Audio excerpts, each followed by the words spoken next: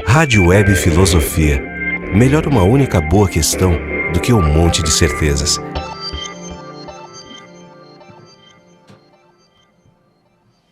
Boa tarde, estamos começando mais um Rádio Web Filosofia no dia 13 de abril de 2016. Gostaria de começar anunciando a realização do nosso grupo de estudos Metapsicologia, Metafísica e Antimetafísica, com o tema atualmente nesse semestre do conceito de Trieb, né, de pulsão, impulso, na psicanálise e na filosofia. Esse é um tema que procura estabelecer um paralelo entre o uso freudiano do conceito de Trieb, de pulsão, de impulso, e os diferentes usos do mesmo conceito na filosofia moderna. O conceito de Trieb foi introduzido na metafísica ocidental já no século XVII, portanto, muito antes de ter sido retomado por Freud na sua metapsicologia.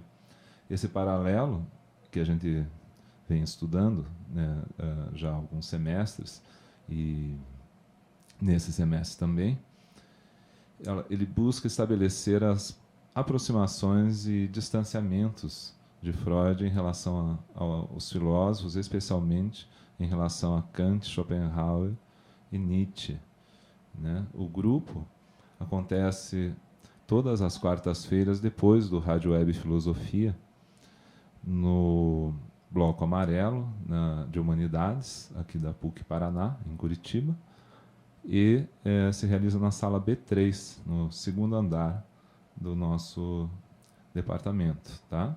Aqui no Bloco Amarelo. Então, todos estão convidados, né? Não há nenhum tipo de restrição à participação, e as discussões que vêm ocorrendo são bastante ricas e guardam total relação com a proposta aqui da nossa linha de filosofia da psicanálise, que nós desenvolvemos junto com o professor Gélico Loparic e Francisco Verardi Boca. Os encontros têm ocorrido normalmente com participação de diversas pessoas que têm interesse, em geral, na psicanálise, doutorandos, mestrandos e interessados em fazer também, participar, né, dos programas de pós-graduação aqui da filosofia da PUC Paraná. Os nossos últimos programas, nas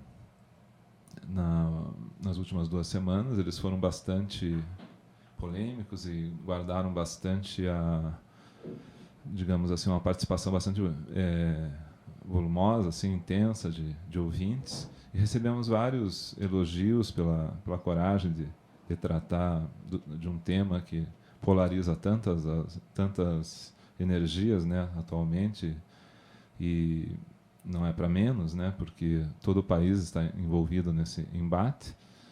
E o que parece que deixou as pessoas assim bastante contentes foi que nós procuramos tratar, de um modo geral, né, de um modo crítico, abordamos isso tentando sair um pouco, né, dessa polarização e observar algumas questões que se relacionam com isso e, ao mesmo tempo, não,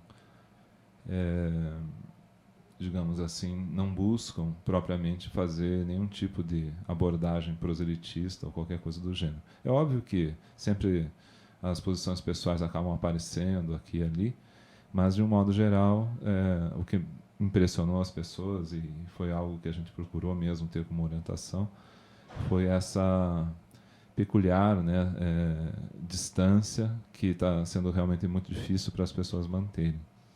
Então, vamos aguardar, né, os últimos acontecimentos dessa situação e,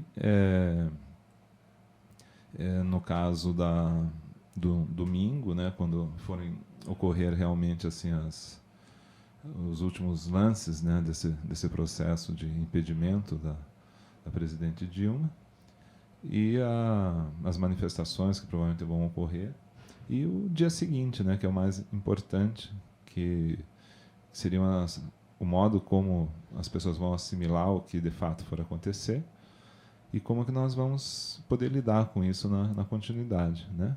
Em todo caso, agradeço bastante a audiência desses 2 últimos programas e a perspectiva, né, em relação a tudo isso, realmente é ainda um pouco confusa, né? Ninguém sabe como é que vai ser esse dia seguinte, mas nós esperamos, né, que tenha um bom desfecho, seja como for, e a gente possa sair dessa condição de impasse que temos atualmente e conseguir reencontrar um rumo para o país, né? Então, agradeço bastante, né, essas manifestações que nós recebemos e gostaria de mencionar, né, que, infelizmente, até o momento, eu não tenho uma notícia assim de o que pode ter acontecido, mas a professora Fernanda Bertual, que a gente convidou, né, para o programa de hoje, até o momento ela ainda não chegou. Então eu espero assim, né, que a gente consiga ainda essa presença hoje, senão na próxima vez a gente se encontra com ela e tem essa conversa sobre a Semana de Humanidades aqui da PUC, que é uma coisa muito importante, né, voltada para os próprios alunos, né, voltada para a situação, enfim, né, encontro entre acadêmicos, basicamente, e a gente gostaria de saber justamente dela como que isso vai ser realizado, em que condições, né, como que está sendo organizado junto aos alunos, porque é algo feito, assim como a Rádio Web, né, de preferência, partindo dos próprios alunos e, enfim, que eles tomem, né, essa dianteira para falar a respeito da própria experiência deles na universidade. Enquanto nós esperamos, eu gostaria de falar mais um pouquinho a respeito desse conceito, né, da psicanálise com o qual eu tenho trabalhado, e especialmente, né, o uso do conceito de Trieb, né, do conceito de impulso, de pulsão, no ambiente da psicanálise e da filosofia. Então, eu vou comentar aqui, especialmente, né, o que significa esse termo, né, e a respeito das traduções também da obra freudiana, né. A palavra Trieb, né, a palavra que nós traduzimos como impulso ou pulsão, ela resulta da fusão de 2 termos mais arcaicos, o Trieb, que impele, e o Trift, o que é impelido.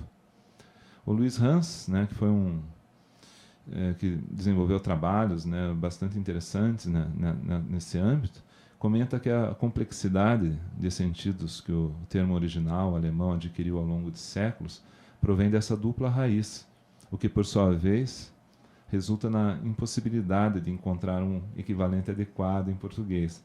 Essa é uma situação com a qual todas as pessoas que lidam, né, com a tradução da obra freudiana vão ter que se deparar, e, inclusive, eu mesmo, né, estudo isso, porque é um vocábulo utilizado não apenas por Freud, Schopenhauer e Nietzsche, mas que ele tem uma grande raiz, né, no idioma alemão, que se perde e vai até a época medieval.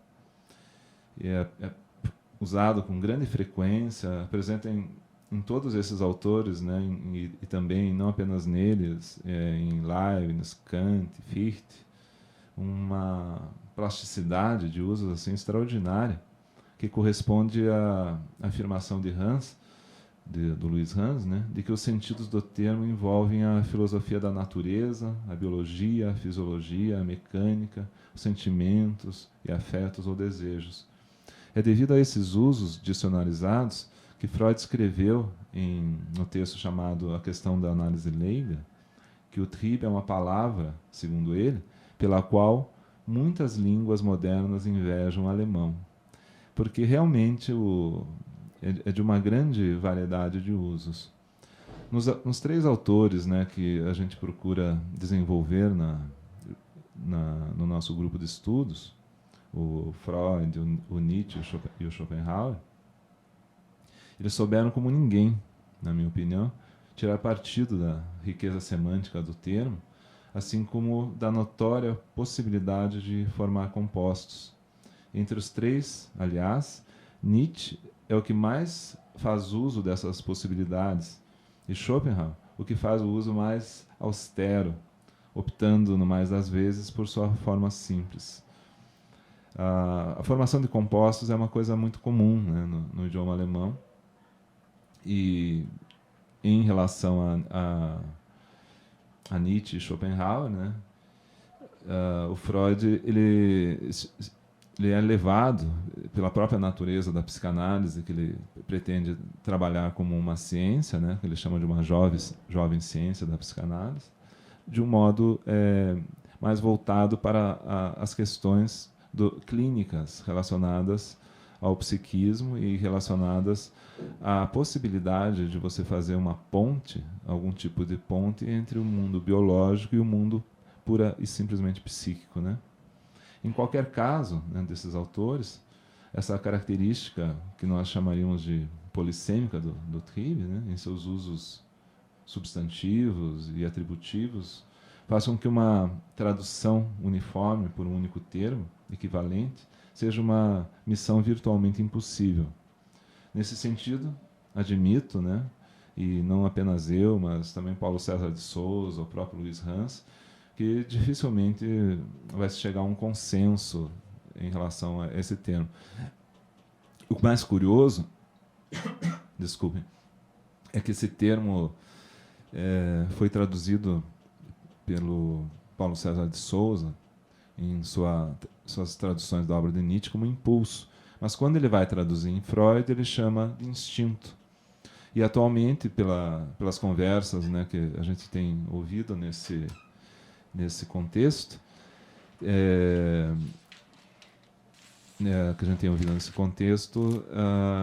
ele defende o uso como instinto em todas as situações, o que me soa bastante estranho.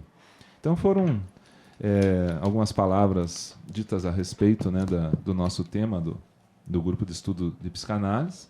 E eu queria registrar aqui a presença da professora Fernanda Bertuol, minha querida colega, que acabou de finalizar o doutorado dela com um grande custo, né, para nós sermos professores aqui da instituição. Então, a gente sabe como é difícil trabalhar e, ao mesmo tempo, estudar, ainda mais fazer um doutorado, né?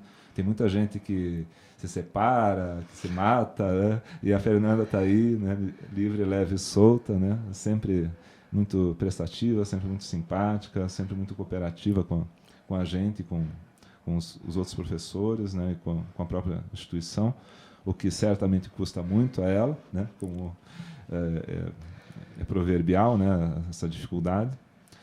Mas, por outro lado, há um gosto, né, pela realização que nós temos, né, Fernanda? Sim. E que realmente nós temos que nos admirar, né, com essas realizações, porque elas são muito complexas, muito difíceis. Boa tarde, Fernanda. Boa tarde a todos os estudantes que nos ouvem. Boa tarde, Eduardo. Realmente não é fácil, né? Se não é o amor, né, à profissão, eu acho que a gente não daria conta. Se não fossem os colegas, os parceiros, a gente não daria conta, certamente não daria. Então, bem, depois de 5 anos, né, finalizada mais essa etapa. Me fale, assim, para quem não está nos ouvindo, né, não caíram de paraquedas nas nossas vidas aqui, qual é o tema da sua tese? Fale só um pouquinho assim a respeito, só para a gente... Sim, a proposta é estudar, né, foi estudar, e ela só foi iniciada durante o doutorado, né, o naturalismo psicológico, a naturalização da consciência, a possibilidade de explicar a consciência a partir da física, da biologia, da neurociência, né? Ou né, melhor dizendo, pela matematização dos dados da consciência. Então, há uma discussão aí, né, é possível matematizar, né, os dados da subjetividade, é possível explicar a consciência neurobiologicamente, reduzi-la a esse contexto, né? Então, são essas as questões trabalhadas. É interessante que ela é uma questão que faz interface com muitos autores, né, inclusive o próprio Freud, o próprio Schopenhauer e Nietzsche, que eu estava aqui comentando antes. Sim. E, bom, hoje nós estamos aqui por uma série de questões aí da universidade, sem a presença dos alunos, pelo menos por enquanto, mas, de qualquer modo, né, é muito importante isso que a gente vai conversar hoje, que é a semana acadêmica, né? Tem várias pessoas aqui da universidade, entre os próprios estudantes que estão nos ouvindo, né?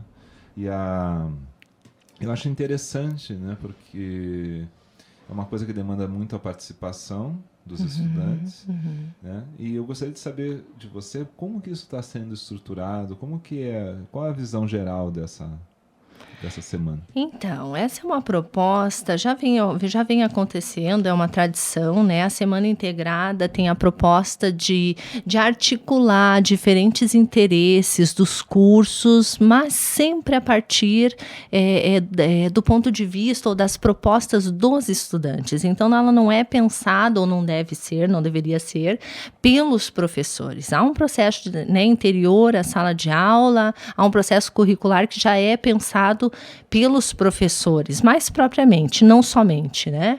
E a Semana Integrada é uma proposta que deve partir aí dos estudantes, né, dos centros acadêmicos. O DCE precisa, logicamente, né, saber como que essas semanas ocorrem em cada uma das escolas, e é uma grande oportunidade de interação dos cursos. A gente saber sair do diálogo fechado em sala de aula ou fechado no meu próprio curso, né, para que eu possa expandir. Vou sair do eu em direção ao não eu, né? Até um texto que a gente trabalha, né, do Bertrand Russell. Então, o desafio é o desafio da interdisciplinaridade. Claro que a gente pode colocar questões aí, como coloca o Jaime Paviani, né?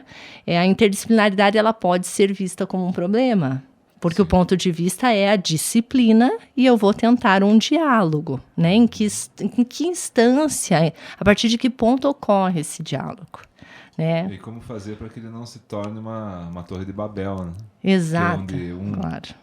pensa que está sendo ouvido e o outro pensa que está escutando. Sim, porque o ponto de vista é das disciplinas conversarem. Então, eu parto do pressuposto das disciplinas.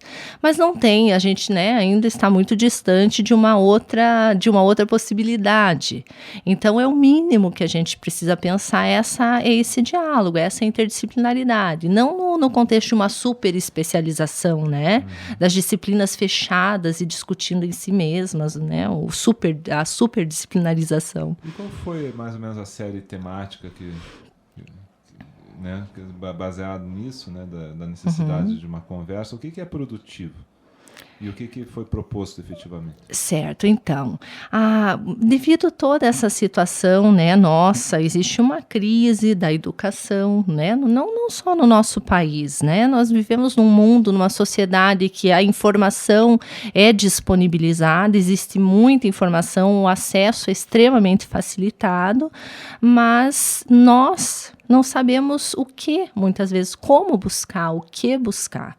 Então, essa visão crítica em relação a essa sociedade, né, que muitos chamam do conhecimento, mas eu acho que ainda está na instância da informação. Pode ser até a sociedade dos dados, né? Dos mas dados. Não necessariamente, até nem mesmo de informação. Sim. Muito menos de conhecimento. Sim, né? Aquilo que é dado, aquilo que é posto, eu critico, eu questiono, como é que eu assimilo, né? Como é que eu faço essa triagem, ressignifico. Então, essas são as questões.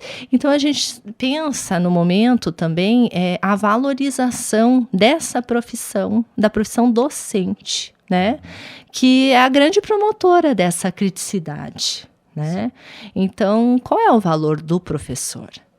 Veja o nosso cenário, né? Qual é o valor? Nosso cenário nacional, nosso cenário mundial, a crise do trabalho, a crise da política. Qual é o papel da educação frente a isso? E como que esse professor, ele se sente valorizado, ele é valorizado? A valorização está só no salário, né? Justifica-se, assim, eu ser um bom professor pelo salário, é só isso, porque eu não excluo também essa questão, obviamente, né? São questões básicas. Mas eu não posso também fazer uma escolha só com base nisso, né? O que é ser docente? Qual é o peso dessa escolha? Quais são os benefícios dessa escolha na atualidade?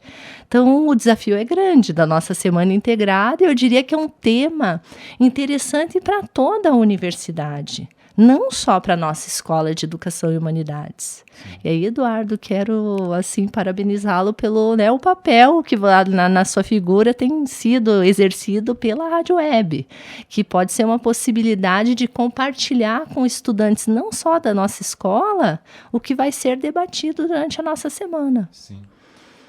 A intenção é divulgar essa nossa conversa de modo um pouco mais amplo, né? Eu vou dar bastante prioridade para isso, inclusive já colocar à disposição das pessoas. Tem sido um pouco falha essa parte agora no início do ano, porque a gente teve problemas com equipamentos aqui. Então, infelizmente, os 2 primeiros programas não foram gravados, uma tristeza. E foram bons programas. Eu estava comentando no início que a gente teve uma resposta de comentários muito interessante de pessoas de vários lugares do Brasil e até do exterior. E até eu não fazia a menor ideia que nos escutavam. Mas é incrível, né, o que é realmente a internet. Às vezes uma pessoa do outro lado do mundo está te escutando e você não faz a menor ideia disso. Você acha que você está reduzido ao ambiente, né, acadêmico e tudo mais, mas não é verdade. Na verdade é que qualquer um que queira nos ouvir pode nos ouvir. Claro. Então, é uma coisa interessante. É lógico que é o tipo do canal, né, que é como nos anos 80 tinha aquelas rádios pirata, né? Então você fala, digamos assim, de um ponto de vista regional, né, assim, dentro do seu âmbito, né? Mas agora a diferença daquela época é que a emissão daquelas rádios piratas eram circunscritas a um ambiente reduzido, Sim, né? Claro. E nós atualmente, através desse tipo de mundo mídia atual, né, é o uso adequado desse tipo de meio, né? Eu acho que essa é a principal questão, né? Formação humana, né? A gente trabalhar um pouco.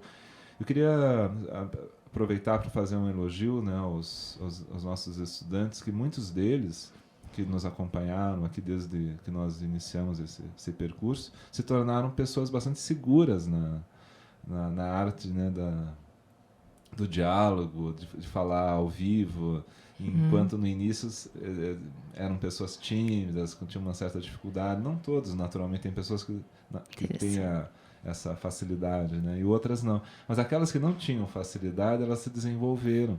Então, eu acredito que seja um ponto, né, na formação dos estudantes, a participação no diálogo, a necessidade e a possibilidade também de estabelecer esse tipo de contato, né, com o mundo exterior ao ambiente acadêmico, que gera toda uma série de expectativas, né, e uma união mesmo em torno da atividade aqui, que extrapola bastante o ambiente de sala de aula e aquele tipo de ensino, aprendizagem, né,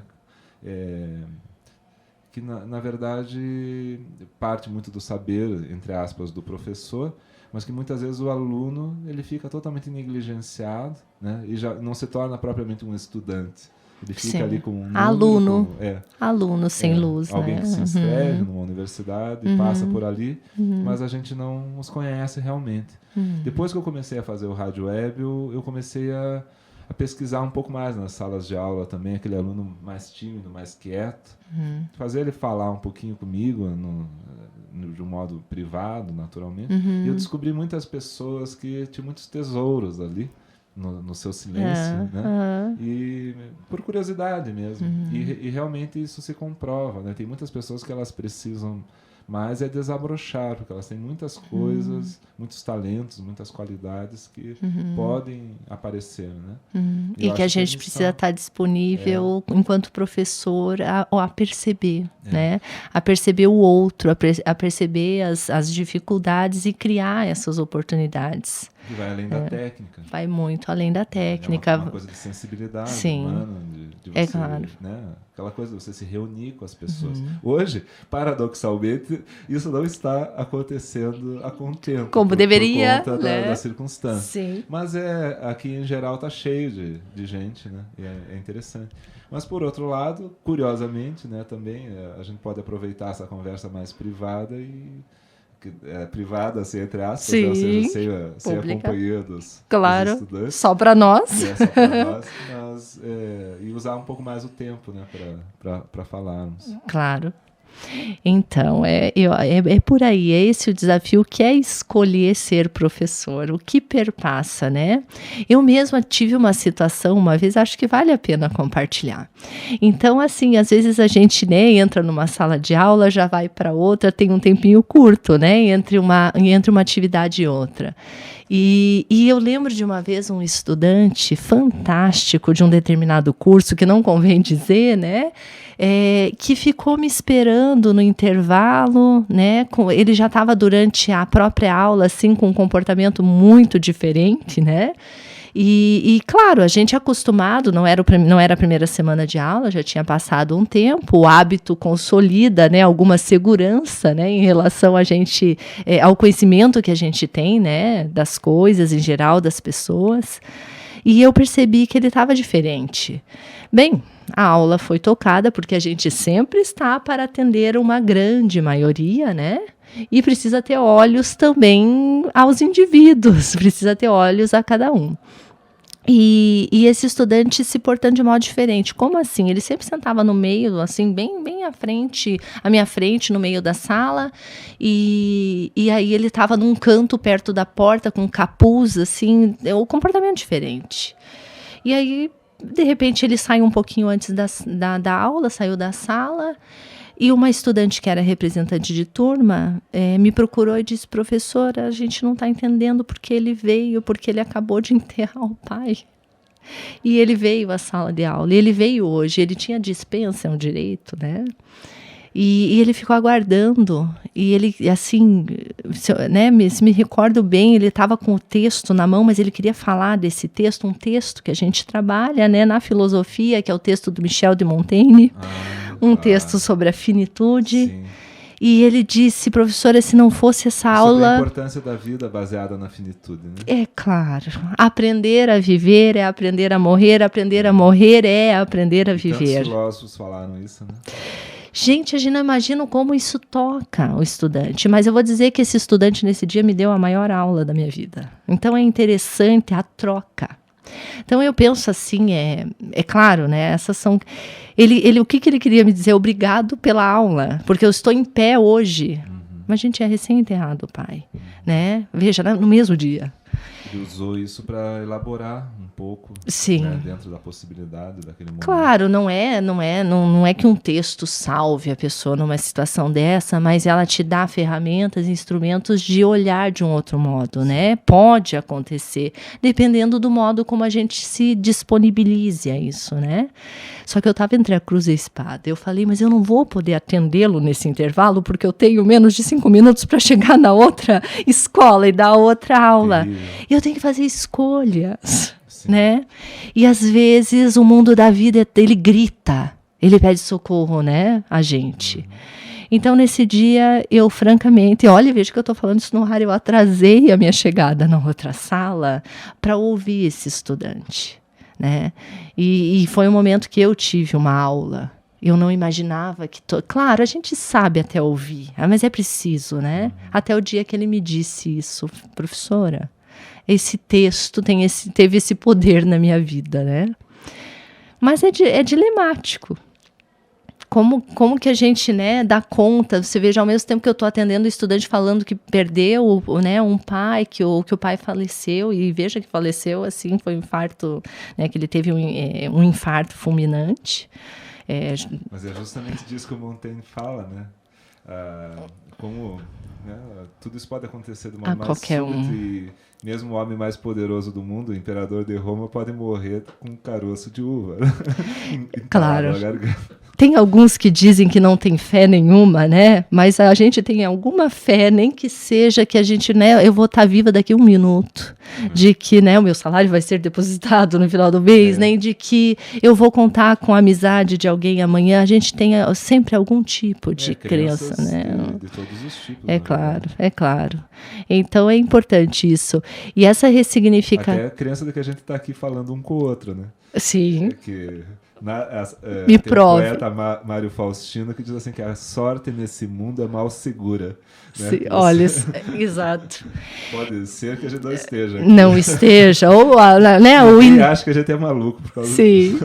Esperamos que não, né? Esperamos que não. Alguns a gente pensa que sim, né? O professora, você está louca, né? A gente fala, eu coloco muito aquela questão do Carl Sagan, do dragão na garagem. Já não sei se você conhece aquela história. Sim. Tem um dragão na minha garagem que cospe fogo.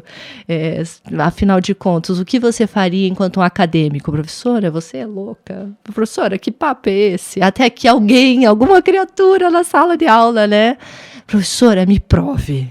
Sim. Como se dá isso, né? Então, eu posso afirmar dragões na garagem, até que ponto, né? Sim. Ele existe para mim, existe para você. Qual é o grau de probabilidade, né? E qual é a importância da coletividade, daquilo que pode ser compartilhado, não afirmado só por mim? A emunar, né, a verdade. Pois é, e essa é a importância do diálogo, essa é a importância desse encontro, né? Para que a gente possa, porque senão nós vamos nos fechar num solipsismo, num eu mesmo, né? O Lacan, psicanalista, chama isso de simbólico, né? É um mundo simbólico. Ele usa esse termo de um modo específico para falar daquilo que pode ser compartilhado. Né? Uma crença compartilhada, basicamente. E o Raul Seixas, ele tem aquela música que é tão bonita, né? Que ele diz assim que sonho que se sonha só. É só sonho que se sonha só. Sonho que se sonha junto é realidade. Perfeito. Não interessa se é verdade ou não. Sim, claro que não. Pois a gente não conhece as coisas. Embora haja muitas afirmações, mesmo no mundo da ciência, né? Pautadas em uma metafísica. Muitas vezes num realismo ingênuo, né? Inclusive na ciência, mas a gente precisa questionar isso, né? Foi a ciência do século XIX, desse ponto de vista, né? Claro. Tem afirmações incríveis do tipo, depois do telégrafo é impossível, né, que se desenvolvam mais as comunicações. Agora, Eduardo, é interessante, né? O Eduardo também, além de ser professor, é psicanalista, né? Pode responder para nós até melhor. Mas é curioso que quando a gente, na contemporaneidade, nós temos a marca das redes sociais, de uma comunicação globalizada, né? De um mundo, uma economia, né? Nós estamos integrados, interconectados. Sim, inclusive temos algumas questões aqui para você. Olhe lá. E serão muito bem-vindas, né? Que bom que demos participação. A questão é a seguinte: como é que pode, numa sociedade dessa, né? Alguns sociólogos, filósofos questionam isso. Um exemplo é o Bauman, né? Eu me sinto vazio quando eu me encontro, pela primeira vez, eu acho, em toda a história, a gente tem redes sociais, a gente se conecta com o mundo, a gente nunca teve, assim, tantos amigos ao mesmo tempo. Amigos aí a gente pode questionar, né? Conhecidos. E as pessoas se sentem vazias. E o mal do século, né? São aí psicopatias que, assim, colocando a grosso modo, né? Já que a gente está fora aí de uma discussão puramente científica, acho que se é que isso é possível, sim, puramente científico, nós nos sentimos vazios, né? O mal do século, você veja pessoas com depressão, eu não sei o que fazer com tantas alternativas, com as escolhas, as possibilidades que eu tenho. Eu acho que essa é a grande questão. Então, é preciso que haja esse encontro em algum momento. Porque o que é a realidade? O que de fato tem valor para mim? Eu vou encontrar sozinho, frente a tantas alternativas? Se a gente tirar o outro dessa discussão, será que eu sei quem eu sou? As pessoas sempre tiveram dificuldade com a liberdade, né? Pois é. Porque você fazer escolhas sabendo que você está baseado em você mesmo e não numa tradição que te sustente, é uma das missões mais complexas, né? Porque você tem que se autorizar para começo de conversa. Isso na psicanálise é muito trabalhado, né? Essa ideia de o analista autoriza a si mesmo. Mas como assim, né? Isso dá um pânico geral, né? Sim. Não é uma sociedade, não é um saber que te sustenta. O problema não é esse, o problema é a questão, né, do elevado grau de autonomia que você precisa ter para autorizar a si mesmo, né, para atuar num consultório, etc, etc. E não que, é claro que entre uma situação ideal e uma situação real sempre existem infinitas gradações, né? Claro. Como cada um vai poder se colocar naquela posição, ou nessa posição de um internauta, ou de um ser humano em geral, nas condições atuais. Exatamente porque as pessoas podem, elas travam, elas têm a dificuldade, porque escolher não é exatamente o melhor dos mundos possíveis. Não, né? Eu preciso abdicar, né? E é preciso aprender, né, a escolher com um sorriso nos lábios, né? A verdade é a escolha, não é porque a verdade não está em você escolher certo, a verdade está na escolha, em você fazer a escolha, né? Em assumir.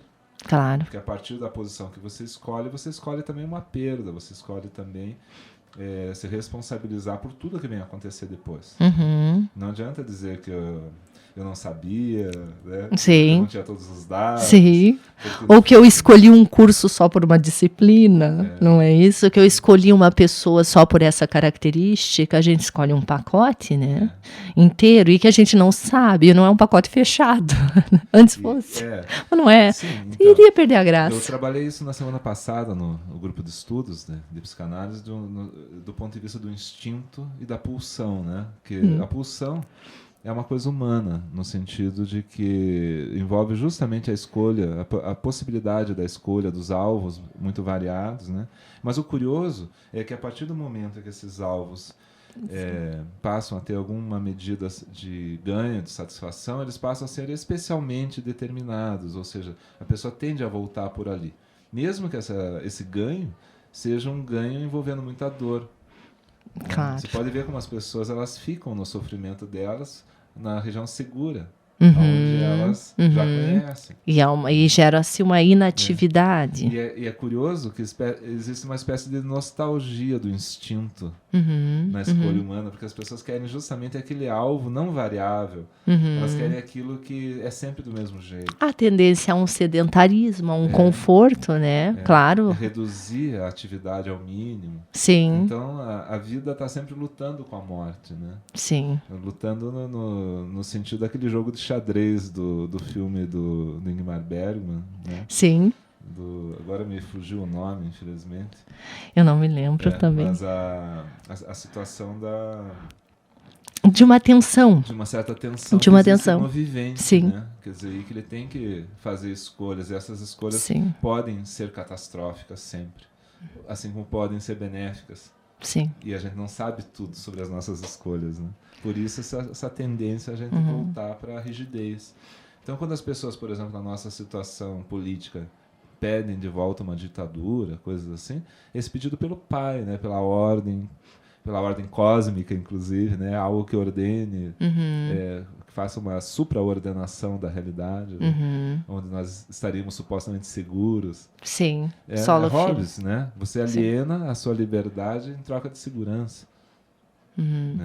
A gente já teve isso ao longo da nossa história, né? Assim, claro, né? A gente pensar logo nesse exemplo, acho que não, acho, né? Só uma mera opinião, né? Uma doxa, acho que não, mas não sei, é uma questão de graus, até que ponto vamos, né? Mas eu acho que o Hitler não fez, né? O que fez sozinho. Houve uma adesão e houve uma necessidade também, as pessoas sentiam uma certa angústia, né, no seu entorno e aderiram até certo ponto a essa proposta. São movimentos sociais inconscientes e conscientes que vêm de muito longe. Claro. Né, e que acabam sendo, vamos dizer assim, capitalizados pela figura, né, do soberano, entre aspas, o Hitler, né? Sim. Ele capitaliza isso em prol daquilo que ele quer, ele pessoalmente, né? E aí ele arrasta a multidão. Por quê? Porque a multidão está conectada, ela não está simplesmente subjugada, né? Sim, Ela um está momento conectada. propício a isso, né? O desejo, uma situação, a própria história. É uma reivindicação de segurança, é uma promessa de segurança. E que teve o resultado que teve, né? Então, também não quer dizer que a gente não precise de segurança nenhuma, que a gente vá cair num relativismo, Sim. que a gente esteja pleiteando, né? Ou então não precisa ter nenhum representante, nenhum governo, nada precisa ser decidido, não precisa projeto. O ser humano é projeto, é E também necessário. porque há uma grande diferença entre as pessoas, né? Entre todas as pessoas. Cada um é como se fosse um universo em miniatura, né? Claro. Então, não dá para você uniformizar tudo e, né, todas as pessoas têm as mesmas necessidades, a mesma felicidade, o mesmo paraíso. Eduardo, acho que o desafio ainda é o velho e bom desafio da convivência, né? Esse é um dos grandes desafios, né? O indivíduo e a sociedade. Sim. Né? Eu vou colocar em contato aqui, eu vou transmitir, da Rafaela, nossa querida Rafaela Cardoso, que está sempre aqui com a gente, e hoje ela está em São Paulo. Rafa. Né? Oi, Rafa. Te conheço, que bom encontrá-la aqui, muito querida. Ela diz assim: olá, pessoal, não posso ouvi-los, pois estou assistindo a uma comunicação, mas fica a sugestão, pergunta para a professora Fernanda. Quais são as principais mudanças na organização da semana acadêmica integrada no sentido da relação professores, estudantes, organizadores? E quais são as expectativas para o evento e para a discussão sobre a educação especificamente? Abraços a todos. Ela está conversando pelo celular aqui, só digitando, tá? Ok, certo. Ela não pode falar. Rafa, tua pergunta vem a calhar. Muito boa questão. Acho ótimo a gente colocar... Porque, veja, nós conversamos quando o Eduardo me convidou, né, para participar hoje da Rádio Web. Nós estávamos discutindo no NEP mesmo, que é o Núcleo de Excelência Pedagógica da nossa escola, que o mais conveniente seriam os estudantes estarem aqui presentes e não o professor.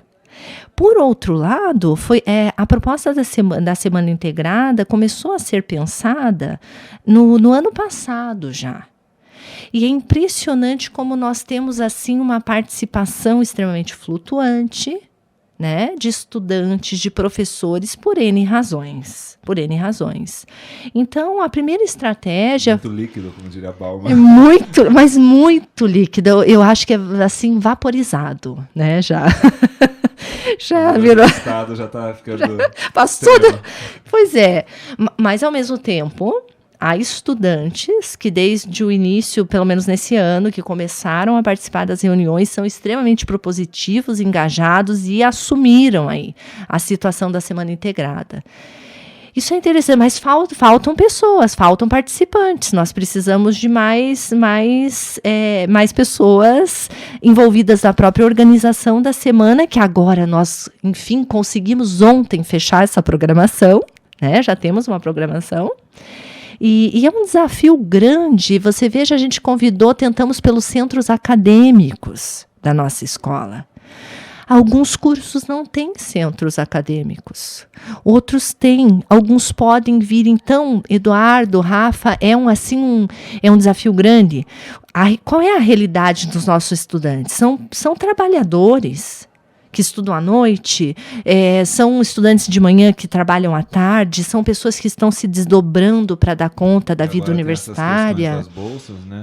Das bolsas. Mais difíceis, né, com toda essa crise. Claro, e é o mundo da vida. A gente não pode simplesmente negar isso e achar que, né, a força da vontade será tão forte a ponto de superar, né, como que é? Hitler achava isso. Pois é. Não tem como, né? São necessidades básicas que precisam ser supridas, mas penso eu também que há indivíduos, há alguns que dão desculpas e que poderiam participar, há outros que não podem mesmo e que muitas vezes estão lá incrivelmente, né? Pela realmente a força de vontade. Então, como que a gente desafia isso? Eu diria que essa é uma grande questão. Como que a gente encontra na educação professores e estudantes, né? Na nossa realidade, a condição de possibilidade de fazer a diferença, de nos encontrarmos nesse diálogo para além da sala de aula, para além do que está posto. Veja que a sala de aula precisa já ir além do que está posto. Mas, às vezes, a gente precisa suprir um básico de uma educação anterior que não deu conta. Que é um dos grandes problemas estruturais, né? As reformas estruturais que são necessárias no Brasil, uma delas é essa, né? A pirâmide invertida da educação, né? Os grandes investimentos do governo federal são no ensino superior, né? e que já estão muito fracos, enquanto no ensino básico, fundamental e médio, que não são da responsabilidade pela Constituição, né? Sim. Do governo federal.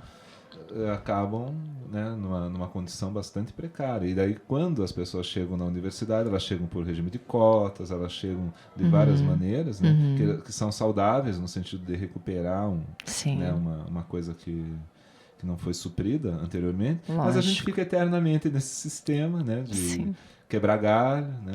Mas eu acho que a grande questão são extremos também, né? Então, o que eu faço? O estudante não tem a condição mínima, então deve reprovar.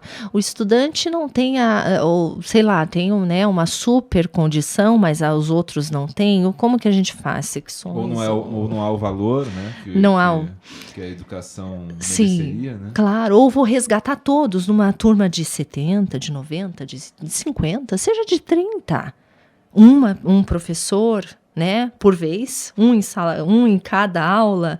Como que a gente olha para o indivíduo? Como que a gente vai atender, né? Então, a gente precisa criar condições. Nesse ponto, assim, eu vejo francamente, eu acredito muito, claro que a gente tem que repensar, porque a gente não pode pensar essas situações fora do contexto. Os contextos são muito importantes e são diversos. O sentido se dá num contexto.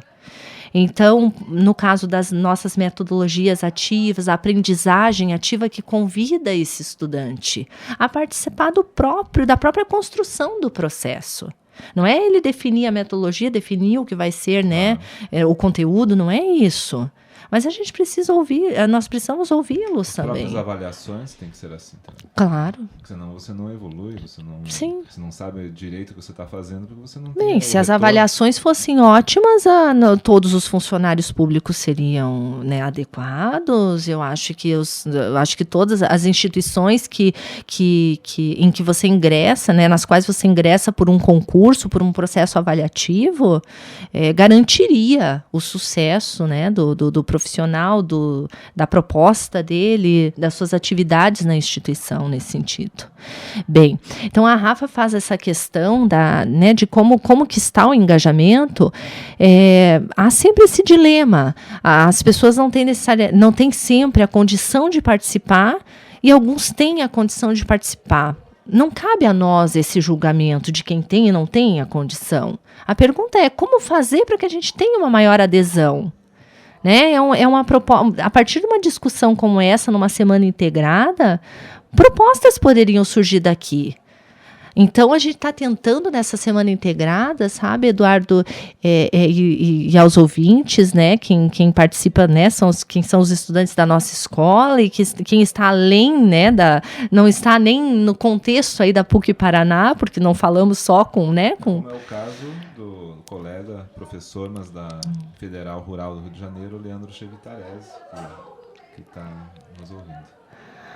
Olha só, que bom que a gente tem, né, participações também de pessoas. É importantíssimo esse diálogo. Tomara que a gente consiga, a partir de uma pequena semana integrada, humilde semana integrada, estabelecer um diálogo maior. E eu acho que para isso que, né, servem essas tecnologias. E essa é uma dificuldade, né? Então, eu gostaria até de colocar essa questão. De repente a gente recebe sugestões e é preciso, humildemente, dizer, olha, nós não temos todos os caminhos, né? Nós não temos todas as alternativas. Então, temos aqui, né, o convite aos centros acadêmicos, porém, não tivemos uma adesão, não foi possível a participação em várias reuniões de todos, alguns vieram. Depois nós tentamos assim o convite aos estudantes. Os estudantes vieram voluntariamente, participaram, né, das reuniões, propuseram. Já na próxima reunião não vieram. Depois nós apelamos um pouco mais. Uma outra estratégia, a última foi: por favor, coordenadores, conversem com seus professores dos cursos e indiquem estudantes com um perfil assim de uma pessoa responsável. Você veja. Mas aí a gente veja, a gente está contando com aqueles que já são responsáveis, a gente está contando. E a grande questão da educação é como que a gente pode incluir aqueles que ainda não tiveram a oportunidade. Como você mesmo deu exemplo aqui, aquele que não sabia se posicionar frente ao público, que tinha uma certa timidez, a gente precisa dar a condição. A gente sempre vai correr o risco, né, de uma flutuação. Né? Claro. Aqui, por exemplo, é total, né? É um programa anarquista nesse sentido, né? Ninguém é obrigado a nada. Né? Com sim, a própria análise sim. também, né? A pessoa não é obrigada a ir no psicanalista. O psicanalista não pode pegar a pessoa pela orelha em casa. Pressupõe-se a escolha, né? Total. Pressupõe-se fazer uma escolha. E são essas. E a discussão já começa por aí. A discussão, o tema da semana integrada é: discente hoje, docente amanhã? Eu ingressei, eu sou um estudante de um curso de licenciatura, nós não temos só cursos de licenciaturas, né, na nossa escola, mas são educadores, de alguma forma somos educadores. Então, eu ingressei por qual razão eu optei por um curso, né, a fazer parte desse mundo formal da educação? Eu vou continuar? O que significa isso? E de um modo geral, eu participo das aulas para assistir, para ouvir, eu participo de uma palestra para ouvir, para assistir, ou eu já venho com questões. Pode ver a maioria dos congressos, dos eventos que nós temos, nós temos no final ali 10 minutinhos para perguntas. Quando uma pessoa não levanta a mão e usa os 10 minutos, uma única. Na hora de fazer a pergunta já foi o tempo. Né? Acabou. Não dá tempo nem de responder. Não dá tempo de responder. Então, nós sabendo disso, a gente tem que partir o que temos já em mente, o que nós já sabemos. Como é que eu vou participar e aproveitar essa oportunidade que está me sendo dada? Até mesmo perceber isso como uma oportunidade. Pois é. Parece que o básico, o óbvio, que a filosofia, né, trabalha, sempre o óbvio, mas que a gente não parou para pensar. Né? Nós contamos... O óbvio precisa ser sempre iluminado, como diz o Caetano Veloso na canção, né? Lançar a luz sobre o óbvio. Sobre o óbvio. Então, eu preciso escolher, inclusive, como eu vou participar. Nós ainda somos conteudistas, nós vamos para assimilar, para memorizar, para anotar conteúdos. Mas eu acho que qualquer participação, ela pode ser sempre, sempre de algum modo, mesmo que eu me cale, uma participação política. Tem um ouvinte aqui chamado Bernardo Flores, que ele é lá de Salvador, e ele, assim, ele fala só por curiosidade, né, e que ele está preocupado, que até agora a gente não disse a data do evento. Ele tem toda a razão, toda a razão. Nós fomos nessa ideia, nesse propósito, né, anarquista. Não precisa Bernardo. Ser tanto, Bernardo, vamos com calma. Bem, a data do evento, nossa semana será do dia 3 ao dia 5 de maio, mês que vem. Ou seja, já estamos quase em cima do laço. Exatamente, né? Mas a programação agora está fechada, nós temos assim, para falar de uma forma geral, o evento vai ocorrer, nós escolhemos de terça a quinta, né? Justamente para facilitar a participação, claro. No turno da manhã, no turno da tarde e noite, nós temos aí, né, os 3 turnos de atividades e a grande proposta, vamos ver, Bernardo, se vamos conseguir, né? Vai ser assim uma proeza, mas que não sejam exposições, que não sejam apresentações a serem assistidas, que realmente haja um espaço, um tempo propício para um maior diálogo.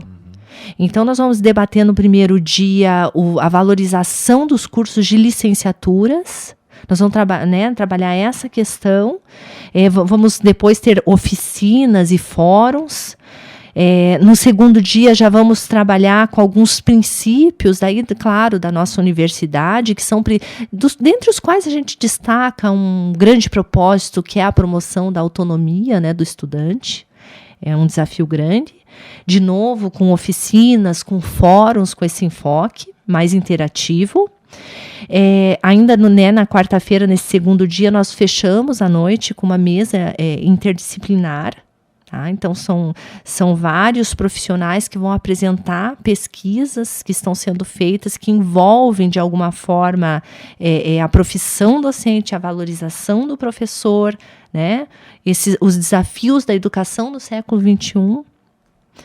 No último dia, nós temos, claro, sempre interessante dizer que há momentos culturais, não simplesmente para entretenimento, mas por que não? Começamos por aí.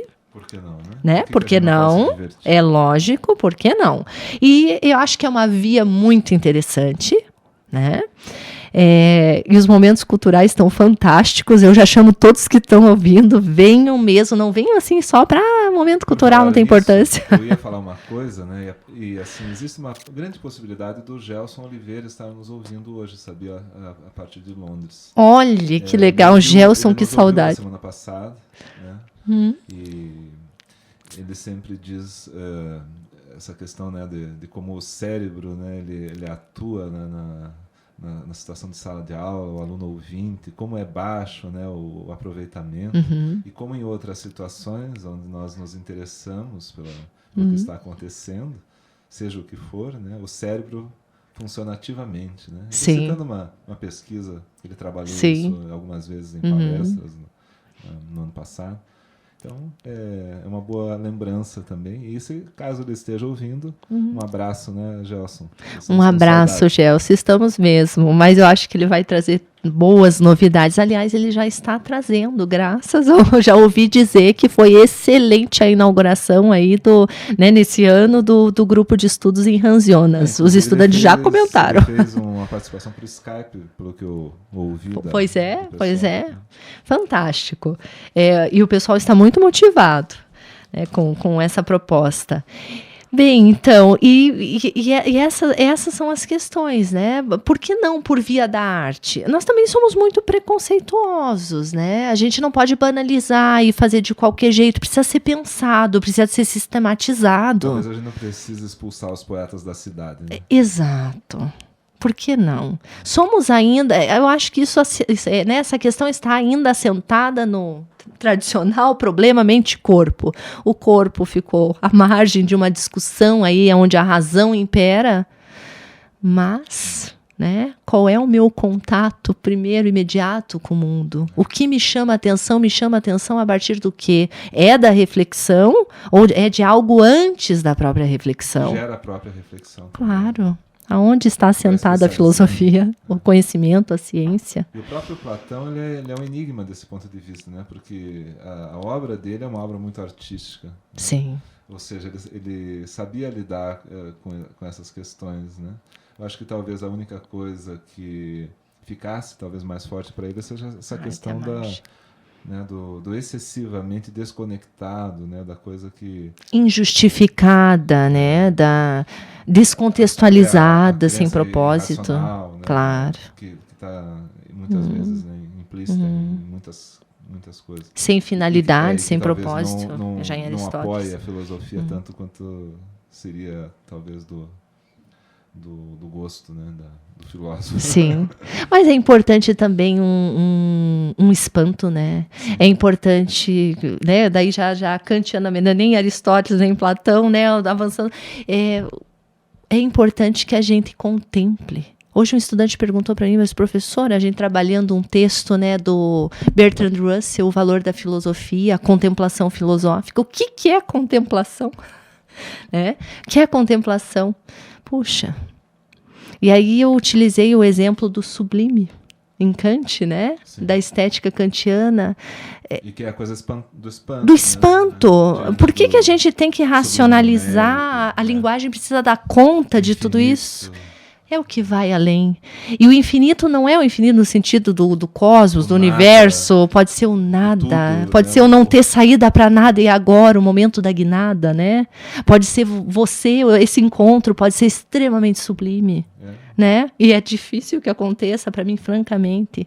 Eu acho que tá aí a beleza. Bem, daí o belo encante não é o mesmo que sublime, né? Sim. Mas esse é o papel do sublime, né? De que a gente não aprisione esse sentido que está por vir, esse significado que está ainda por fazer-se, e não tem uma determinação, uma pré-determinação. Afinal de contas, o valor da liberdade é incomensurável, né, para nós. E a liberdade é sublime nesse sentido. Claro. Né? Ela tem um elemento que resiste, né? Sim. Não é tão simples como o belo, né? Que você acata o belo com a maior facilidade, né? Que é sem resistência, né? O sublime não. Mas aí que está a questão desafiante, né? Sim. De você superar essa... Você ir além do que está posto e além do teu eu. É uma questão muito nietzschiana também. Né? Sim, acho que é o grande papel. A vontade de potência, ela inclusive deseja a resistência para superá-la. Ultrapassar-se, né? Mas é a partir do que temos, é a partir de um solo, não existe impulso sem pisar em nada, sem pisar em um solo, sem apoio, tem que ter ponto de apoio. E até mesmo sem destruir nada, né? Também. Tudo que pode existir, toda escolha, por exemplo, ela tem que... Né, ela pressupõe que você está deixando algo de lado, que você, né, se você está aqui, você não está com a tua família e assim por diante, né? Abrir mão. O que queremos? A pergunta é essa. O que queremos? E não precisa decidir o que queremos e depois pensar, não posso mais mudar. Casei para sempre com uma monografia, casei para sempre com um projeto de pesquisa. Pois é. Então, são esses os desafios. E aí o papel desses momentos culturais na semana, né, integrada, de não fechar, de não dizer o tema, de não deixar explícito, de que eu não explicite por você e a sentir a liberdade que você tem de significar a partir do seu contexto, do seu solo, não é isso? Vou agradecer, Fernanda. Nós tivemos um programa, assim, ele correu muito rápido em função de como foi boa a conversa. E queria convidar a todos os estudantes a participar, né, da Semana Acadêmica. Tomara que esse programa também, na forma gravada dele, circule bastante e que a gente tenha uma compreensão e uma adesão muito grande. Agradeço muito a você, agradeço aos ouvintes, as colaborações. E agradeço, Eduardo, pela oportunidade, a quem nos ouve também, e quero deixar assim um chamado bem importante. Nós não vamos, na Semana Integradas, apenas problematizar. Nós vamos ouvir 3 pessoas importantes, são superintendentes, tem uma vice-presidente também, de órgãos que pensam a educação no nosso município, né, de Curitiba, no estado do Paraná, e a realidade das escolas particulares. No último dia, a discussão vai ser essa, os caminhos pensados aí à nossa educação. Né? Venham todos participar, por favor, extremamente importante. Obrigada mesmo pela oportunidade, adorei estar aqui. Vim, né, entre os nossos desafios, mas estou muito contente de conseguir hoje participar. Obrigada. Um abraço a todos, né, e até a próxima semana. Rádio Web Filosofia. Melhor uma única boa questão do que um monte de certezas.